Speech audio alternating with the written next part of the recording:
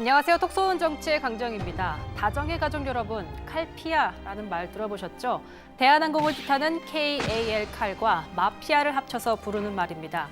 2014년 말 이른바 땅콩 회항 사건 때 대한항공과 국토교통부 공무원 간의 유착 의혹이 제기되면서 이른바 칼피아라는 말이 나돌았습니다. 당시 국회 국토교통위 회의에서도 이 말이 등장했습니다. 장관님 혹시 칼피아라고 들어보셨습니까?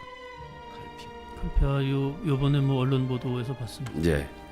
이게 하도 요새 피아가 많아서 관피아, 철피아, 해피아, 칼 중심의 피아, 이 마피아 구조를 얘기하는 것 같습니다. 이번에 이 안전감독관 16명 중에서 예, 14명이 대한항공 출신이다. 결국은 지금 현재 우리 국토부 내의 항공안전감독 시스템 내부에 기본적으로 문제가 존재하고 있는 겁니다.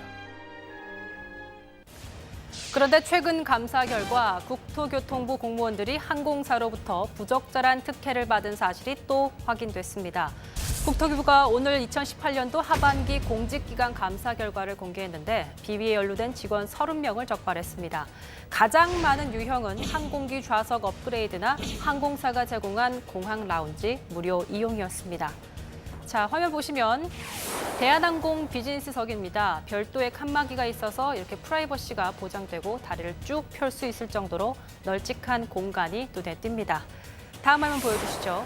인천공항에 있는 칼 라운지입니다. 호텔 라운지 같은 곳에서 승객들이 편하게 티타임을 갖는 게 눈에 띕니다. 호텔에서 제공하는 수준의 간단한 음식들도 제공이 되죠. 자, 그런데 국토교통부 직원 22명이 2015년부터 2018년 사이 국외 출장을 하면서 항공사 라운지를 이용하거나 좌석 승급 혜택을 받았습니다. 이들은 좌석 업그레이드가 일반석 초과 예약에 따른 이른바 비자발적 승급이라고 해명했습니다.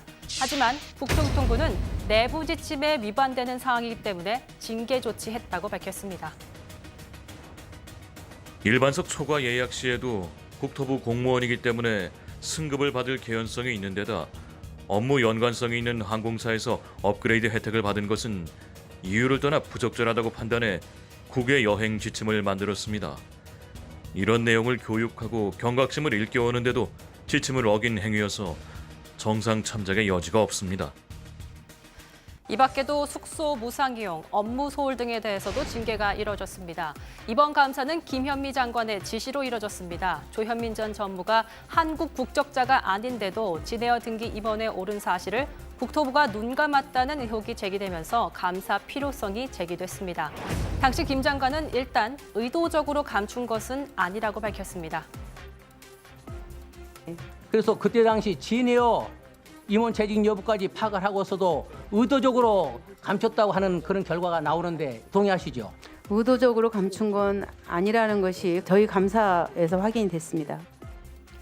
하지만 김 장관이 이후 내부적으로 부적절한 행위가 있는지 조사하라고 감사관실에 지시를 했습니다. 그리고 이런 결과가 나온 겁니다. 직무 연관성이 있는 관계자로부터 편익을 받는 행위, 일부 공무원들의 일탈로만 넘길 것이 아니라 철저한 주의 필요해 보입니다.